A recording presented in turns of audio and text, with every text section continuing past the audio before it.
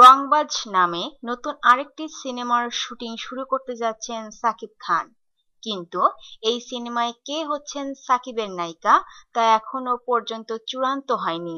শোনা যাচ্ছে পরিচালক নাকি এরই মধ্যে দেশ ও দেশের বাইরের 4 জন নায়িকার সঙ্গে আলাপ আলোচনা এগিয়েছেন।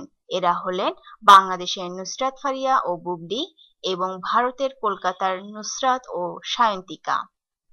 রংবাজ সিনেমায় সাকিবের বিপরীতে নায়িকা কে হচ্ছেন তা জানতে অপেক্ষা করতে হবে আর 2-3 দিন।